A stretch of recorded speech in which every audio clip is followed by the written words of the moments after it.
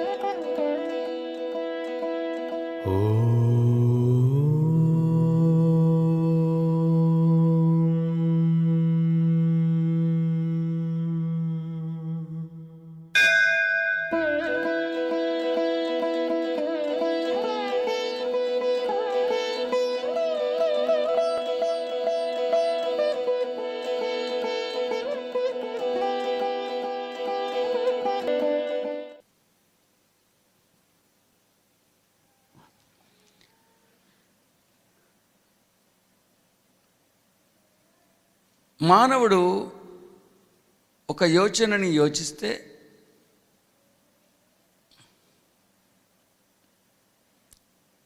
ఒక సృజనాత్మకంగా ఒక సృష్టిని సృష్టిస్తే తన కాల్పనిక క్షేత్రంలో కల్పన చేస్తే అది కార్యరూపం దాల్చి మేనిఫెస్టేషన్ జరగటానికి వ్యవధి కొన్ని సంవత్సరాలు పట్టొచ్చు.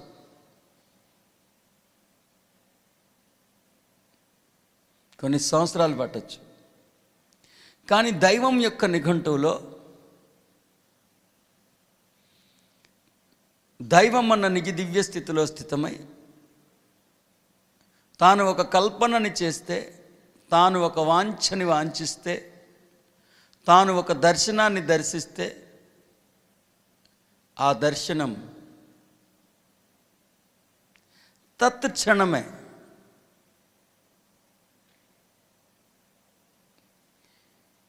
వెంటనే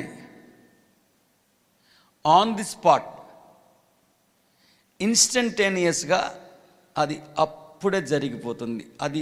అది అర్థం అవ్వకుండా ఎన్ని అర్థం చేసుకున్నా అన్నీ విఫలమే. అన్ని మనిషి అంధుడు అందాన్ని వర్ణించినట్టే.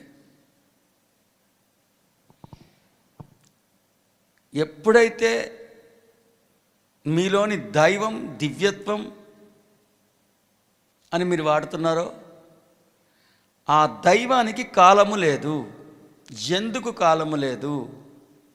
దైవం తన కాల్పనిక క్షేత్రంలోకి ప్రవేశించి ఒక కల్పనని చేస్తే, ఒక యోచనని యోచిస్తే ఆ కల్పన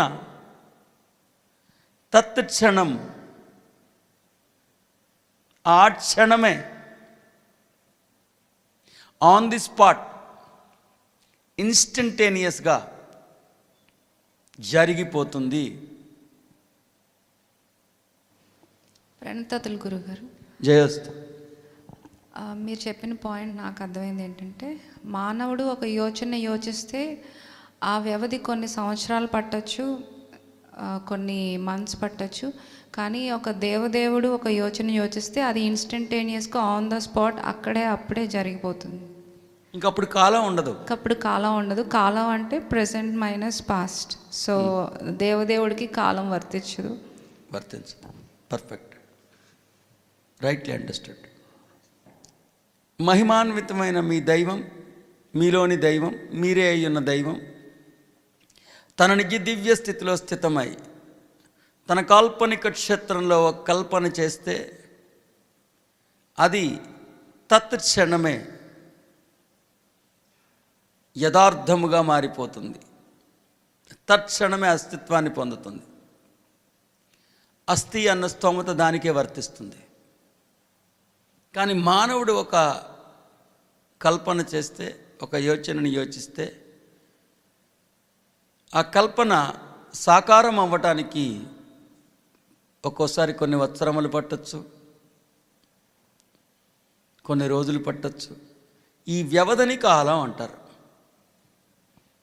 but the divine God in the divine capacity when he visualizes something or when he releases a thought, it happens on the spot instantaneously. Remember it. So on the spot జరిగిపోద్ది కాబట్టి అతడికి కాలం ఉండదు. కాలం ఉండాలంటే గతం ఉండాలి. గతంలోంచి ప్రస్తుతం తీసేస్తే ఆ శేష భాగాన్ని కాలం అంటారు. తర్వాత ఆ డివైన్ రెల్మ్లో, ఎంపైర్లో సెన్సారింగ్ ఆఫ్ ది డిజైర్ ఉండదు.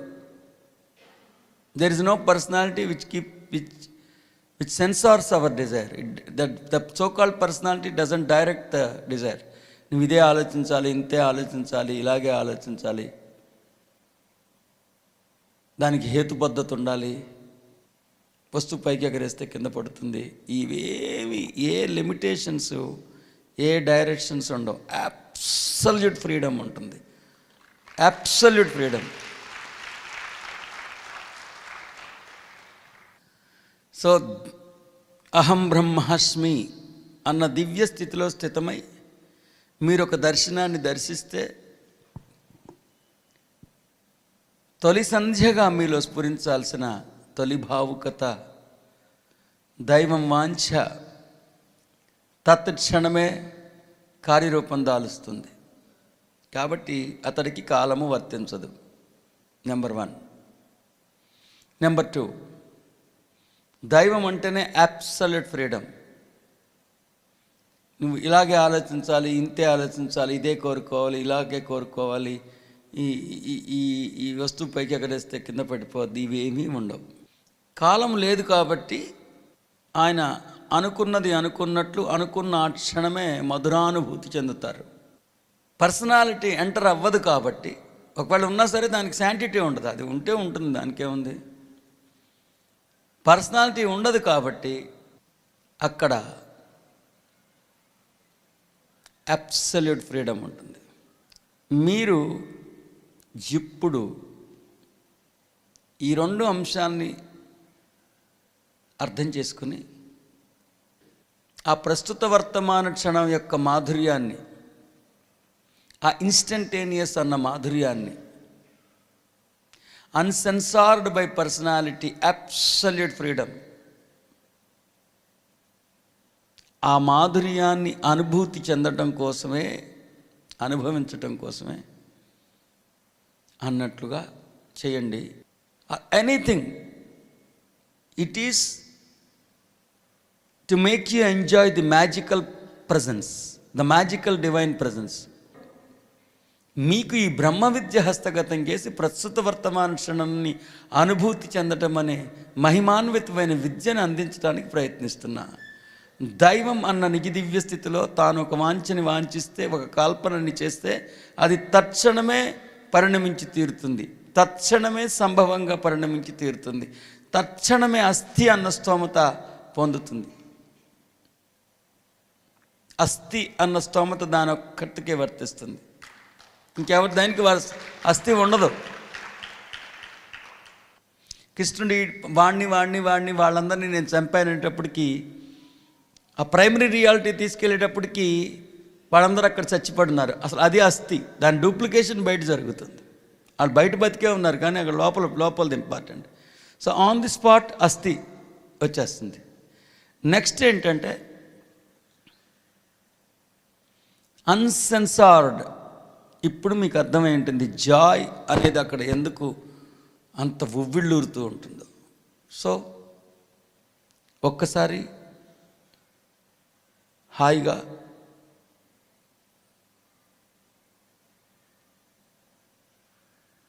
చక్కగా రెప్పల దుప్పటి కప్పుకొని మానవుడి యొక్క ఏ anxiety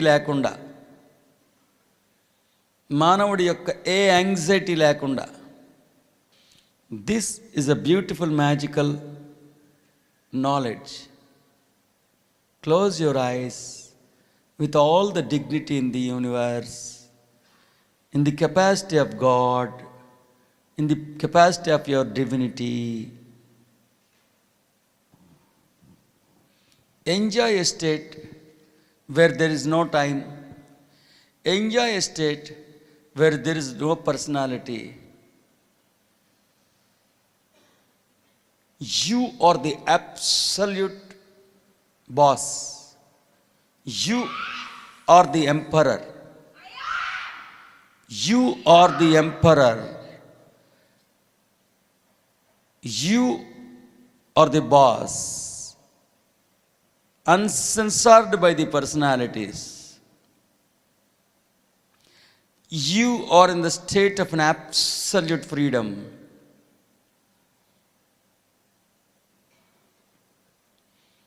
You are now in the state which is beyond time, instantaneous. అనుకున్నది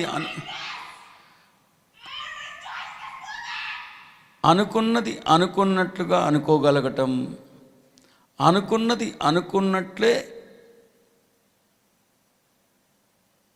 పరిణమించటం. ఇక్కడ ద కీ ఫ్యాక్టర్ ఈస్ మీరు అనుకున్నది అనుకున్నట్లుగా అనుకోగలగటం, అనుకున్నది అనుకున్నట్లుగా అప్పుడే జరిగిపోయిందని గుర్తెరగటం. మళ్ళీ బయట జరగటం కాదు, అసలు వదిలేసేయండి. ఇక్కడ మీ మాస్టరీ అనుకున్నది అనుకున్నట్లుగా అనుకోగలగటంతో అన్సెన్సార్డ్ డిజైర్ ఉంటుంది. అనుకున్నది అనుకున్న క్షణమే పరిణమించింది అని గుర్తెరగగలగటంలో కాలం ఉండదు.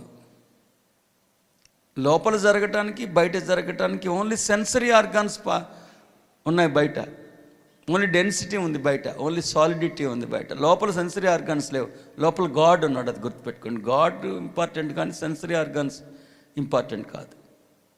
ఈ క్షణం మీ అభిష్టం కొరకు వాసుదేవుడు నేనేనన్న స్థితిలో స్థితమై మీ వాంఛ వైభవాన్ని ఏదైనా వాంఛించండి.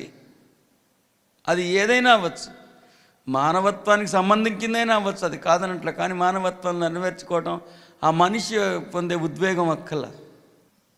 రెండవది, it is manifesting on the spot, instantaneously. Now it is your turn. కొన్ని డిక్లరేషన్స్. ఇప్పటిదాకా నా జీవితంలో జరిగిన, జరుగుతున్న, జరగబోయే అన్ని సంఘటనలు మిథ్యే, మాయే, భ్రమే, స్వప్నమే, ఛాయే. అంతేకాదు, ఈ సంఘటనలన్నీ నేను సృష్టించుకున్నవే, అన్నీ అద్భుతమైనవే.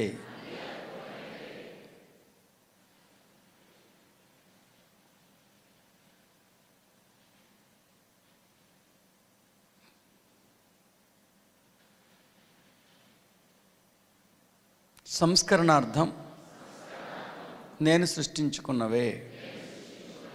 ప్రతి సంస్కరణ నా పరమాత్మతో సంగమం కోసమే. అందుకే అంతా దివ్యమే, అంతా ఘనమే, అంత పరమ వైభవమే, వైభోగమే. నాకు ఈ జన్మలో ఎటువంటి రిగ్రెట్స్ లేవు. చూడకూడదు చూశాను, తినకూడదు తిన్నాను, మాట్లాడకూడదు మాట్లాడాను. ఎలాంటి రిగ్రెట్స్ లేవు. ఈ జన్మలో జీవితంలో జరిగిన సంఘటనలన్నీ జరగాల్సినవే జరిగాయి, నేను సృష్టించుకున్నవే జరిగాయి.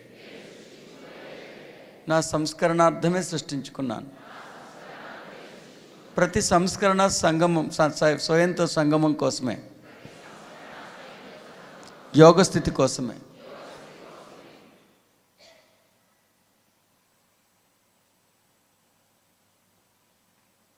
ఇప్పటిదాకా నా జీవితంలో జరిగిన ప్రతి సంఘటన దివ్యమైనదే, ఘనమైనదే, పరమ పవిత్రమైనదే. స్వర్గధామంలో నేను సృష్టించుకున్న సంఘటనే భూతలంలో రూపుదిద్దుకున్నది. సంస్కరణార్థమే ఆ సంఘటన సృష్టించుకున్నాను. ఇప్పటిదాకా నా జీవితంలో జరిగిన ప్రతి సంఘటన దివ్యమైనది. వ్యక్తిత్వం కోణంలోంచి అది ఓటం అవ్వచ్చు, అపజయం అవ్వచ్చు, అనారోగ్యం అవ్వచ్చు, ఏదైనా అవ్వచ్చు. కానీ నా మహిమాన్వితమైన దృక్కోణంలో నా జీవితంలో జరిగిన ప్రతి సంఘటన దివ్యమైనదే, ఘనమైనదే, పవిత్రమైనదే, స్వయంగా నేను సృష్టించుకున్నదే. అందుకే నాకు పశ్చాత్తాపం, ప్రాయశ్చిత్తం లేదు. జరగాల్సినవే జరిగినాయి, నేను సృష్టించుకున్నవే జరిగాయి.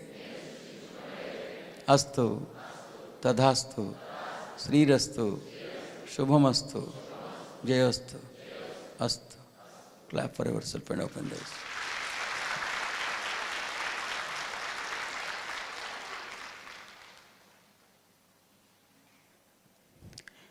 కాశికాపురాదినాథ కాలభైరవం భజే అని ఒకటి వింటాం కదా గురుగారు.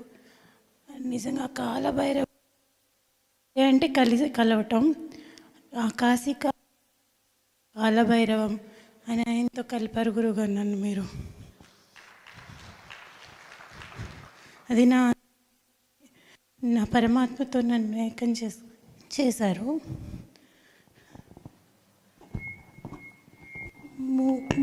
మూడు విషయాలు షేర్ చేసుకుంటా గురుగారు.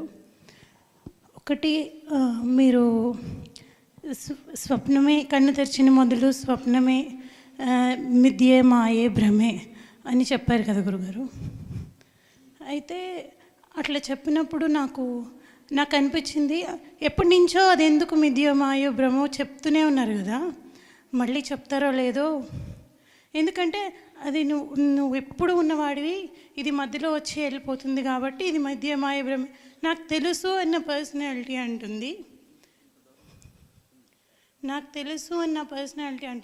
నీకు తెలియటం కాదు. మళ్ళీ ఒక్కసారి గురువుగారు చెప్తే మళ్ళీ రీకన్స్ట్రక్ట్ చేసుకుంటాను, చెప్తే బాగుండు, లేచి అడుగుదామా అట్లా అనుకోగానే మీ నోట్లోంచి అది ఎందుకు భ్రమే, మాయే, స్వప్నమే అనేది ఎంత అసలుగా గ్యాప్ లేదు, దూరం లేదు అనేది వెంటనే ఎక్స్పీరియన్స్ చేశా గురుగారు. అదొక పాయింట్. ఇంకొకటి ఏంటంటే, ఈ పాత్ర ఒక బిడ్డను కోల్పోయాను అనుకుంటుంది. అయితే ఉన్న ఇంకో బిడ్డకి ఏ చిన్నది వచ్చినా అది ఖాళీగా ఉన్నప్పుడు దాన్ని నన్ను భయపెడతా ఉంటుంది. అయితే ఏదో మా బాబుకి చిన్న టీత్ ప్రాబ్లం వస్తే అది ఎంత పెద్ద జబ్బు అవుద్దో అని నాకు ఒక ఆలోచన వచ్చింది. అదే నువ్వు ఫ్రీడంలో ఉన్నావు, నీకు ఈ ఆలోచన వచ్చింది, అదే అయిపోతుందేమో అనగానే, కన్ను తెరిచిన తర్వాత ఇంద్రియార్థాల నుంచి వచ్చిందేగా ఇన్ఫర్మేషను. అక్కడ మీరు అంటే ఒక అసురుడు ఒక బాణం నా మీద వేస్తే మీరు దానిని ఇట్లా పెట్టి దాని మీద మీరు ఒక బాణం వేసినట్టు, అంటే డైరెక్ట్గా నా అసురుడు మీరు, నేను ఎంజాయ్ చేస్తున్నాను. అక్కడిక ఇంకా నేను కష్టపడి నేను చేసి నేను ఫైట్ చేయట్లేదు, అక్కడ నేను ఎంజాయింగ్ అనమాట. మీరు డైరెక్ట్గా దానిని అటాక్ చేస్తుంటే అబ్బా అసలు ఎంత ఆనందం వచ్చిందంటే చెప్పటానికి చేతగాక ఎంతో కొంత చెప్తున్నాను. కానీ నిజంగా గురుగారు చాలా చాలా చాలా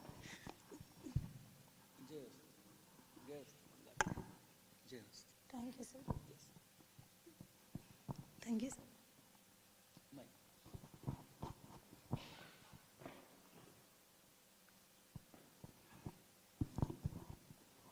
సార్, క్లియర్గా ప్రస్తుత వర్తమాన క్షణం అంటే ఉండే వైభవాన్ని ఎంజాయ్ చేశాను సార్. నేను మాత్రం చాలా క్లియర్గా ఉంది సార్. ఎంత జాయస్గా ఉందంటే మీరు అసలు ఆపితే నాకు నచ్చలేదు సార్. ఇప్పుడు కళ్ళు తెరవాలా, ఇంకొంచెం సేపు ఇలానే ఉంటే బాగుంటుంది కదా అంటే ఎంతసేపు అయినా ఉండగలిగే అంత ఆనందాన్ని చూశాను సార్ నేను ఇన్నర్లో. అసలు ఏం లేదు సార్, క్యారెక్టర్ లేదు, పర్సనాలిటీ లేదు, బియాండ్ వెళ్ళిపోయి అభేదం ఉంది సార్. వివేకామృతానికి నాకు అభేదమే దర్శించాను నేను. అసలు ఎంత బాగుందో అసలు ఆ స్థితి. ఖమ్మంలో 7 days సెషన్ పెట్టినప్పుడు ఫస్ట్ టైం ఎంజాయ్ చేశాను sir live in the moment. అంటే నేను అది నేను మాత్రమే ఉన్న స్థితి, దీన్ని లివ్ ఇన్ ద మూమెంట్ అంటారా అని ఒక చిన్న టచ్ లాగా అనిపించింది సార్. ఇప్పుడు అది పరాకాష్ఠకి వెళ్తే ఎంత వైభవం ఉంటుందో అసలు ఏమీ లేదు సార్. ఎంత జాయస్గా ఉంది అసలు ఆ స్టేట్. ఉండమంటే డే అంతా కూడా ఇంకా అలా ఉండిపోవచ్చేమో అని అనిపించింది సార్. అంత బాగుంది, హద్దులే లేకుండా. చాలా చాలా ఎంజాయ్ చేశాను సార్ నేను. Thank you sir.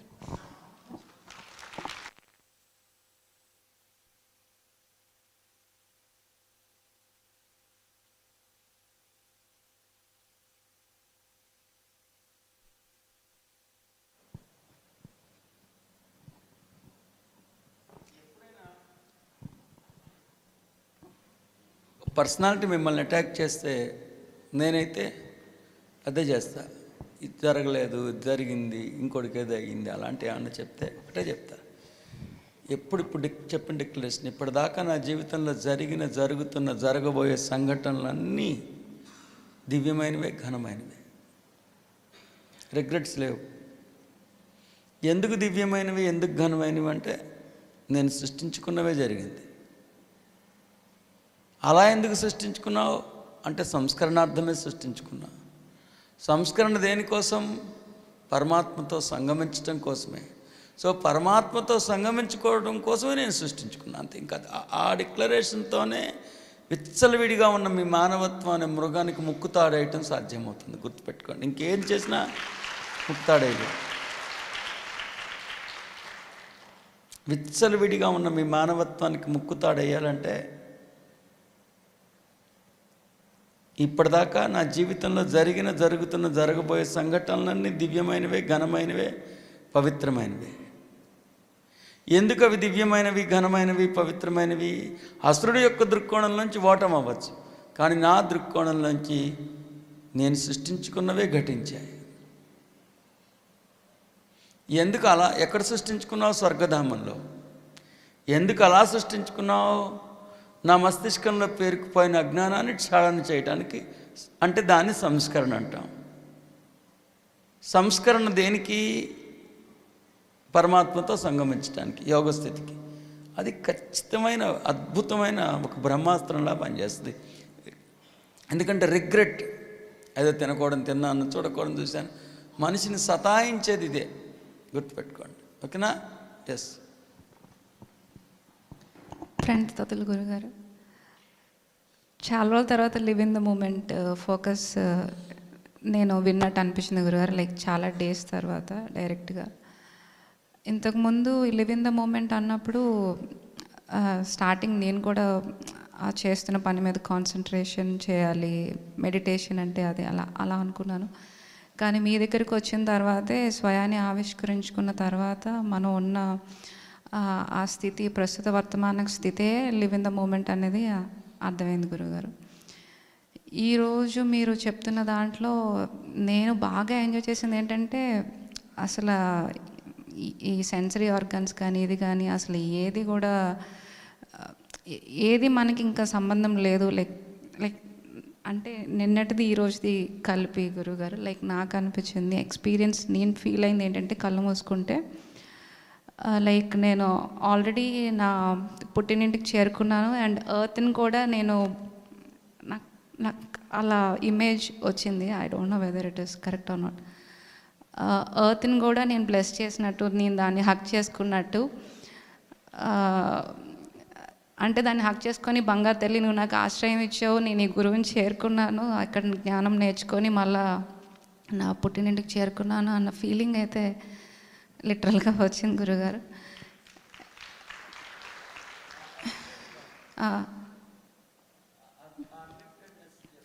అన్లిమిటెడ్నెస్ని బ్రేక్ చేసేసుకొని సంఖ్యలు తెంచుకొని పైకి ఎగిరిపోయిన ఫీలింగ్ అయితే వచ్చింది గురుగారు.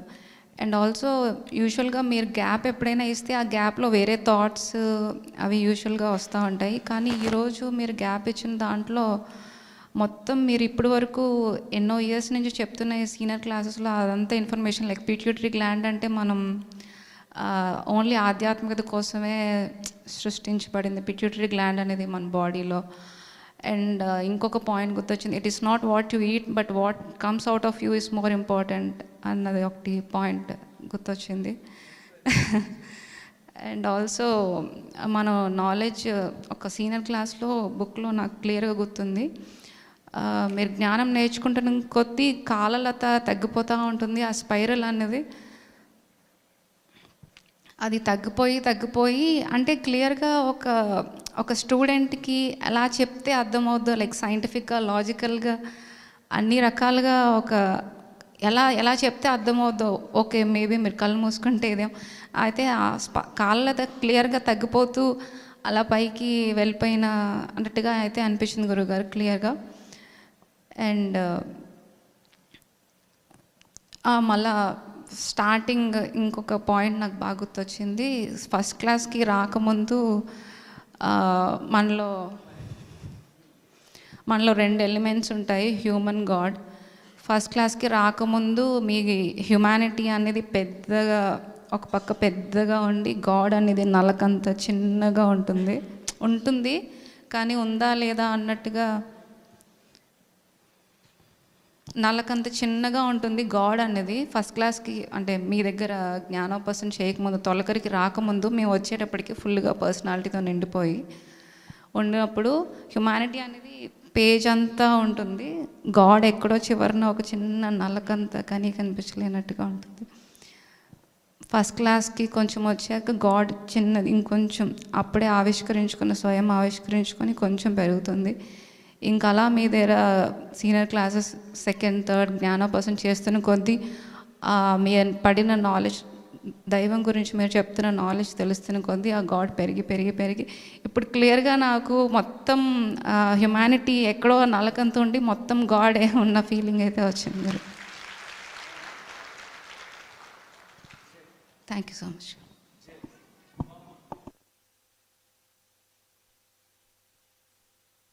ఫస్ట్ గాడ్ ఒక చుక్కలా ఉన్నారు, బీజంలా ఉన్నారు. ఆయన స్పాన్ పెంచుకుని న్యూరాన్స్ని ఆక్యుపై చేసేసుకుని మొత్తం మైండ్ బ్రెయిన్ ఆక్యుపై చేసేసుకుని పర్సనాలిటీ కూడా చిన్న లిమిటేషన్కి వచ్చేసారు. ఎస్ చెప్పండి అమ్మ, పైకి రండి బాబు.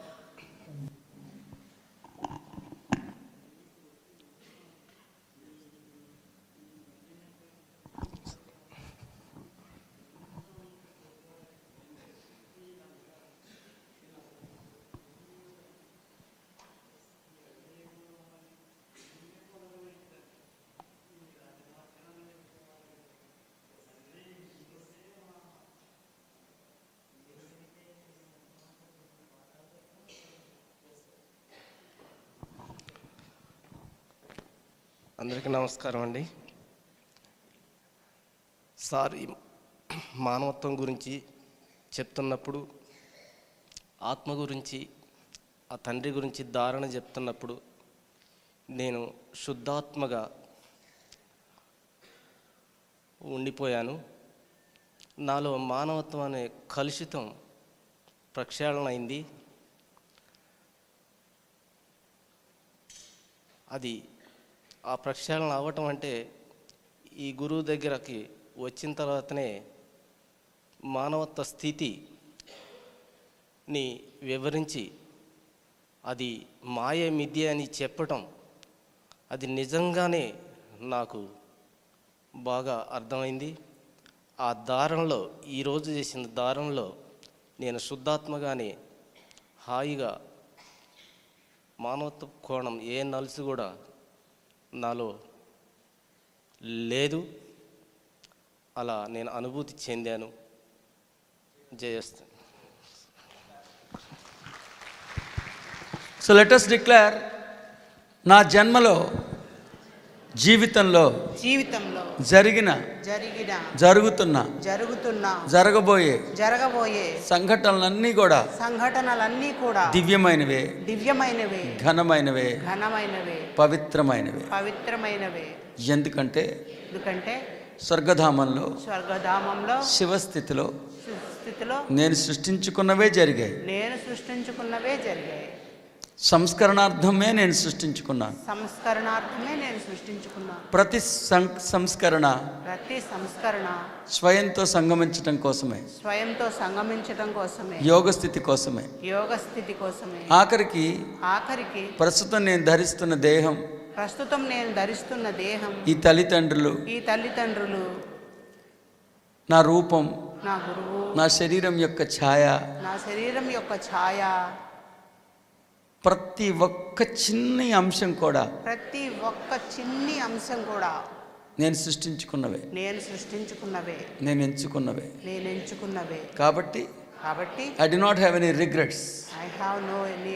పశ్చాత్తాపం లేదు, ప్రాయశ్చిత్తం లేదు. జయస్తు. Clap forever sir.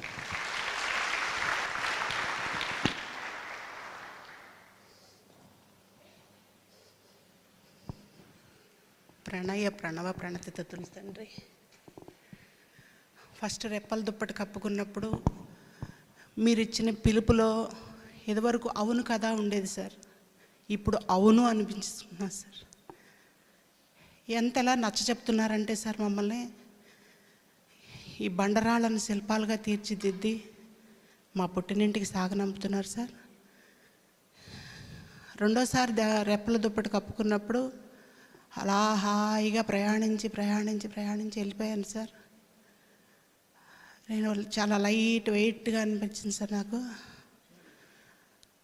అలా వెళ్ళిపోయి ఉన్నత లోకాల దగ్గర ఒక్క క్షణం ఆగినట్టు అనిపించింది సార్. మళ్ళీ వెంటనే గుర్తొచ్చింది ఇది నా స్థితి కాదు అని. ఓంకారేశ్వరుడి దగ్గరికి వెళ్ళిపోయాను సార్. అక్కడి నుంచి మహాశూన్యానికి చేరుకున్నాను తండ్రి.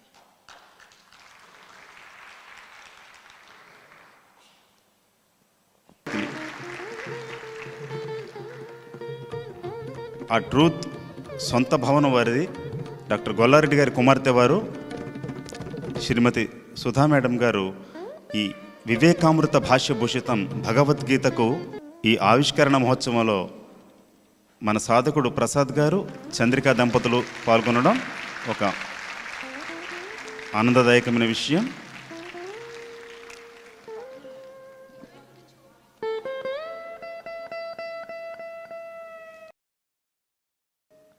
అందరూ చప్పట్లు తెలియజేయండి.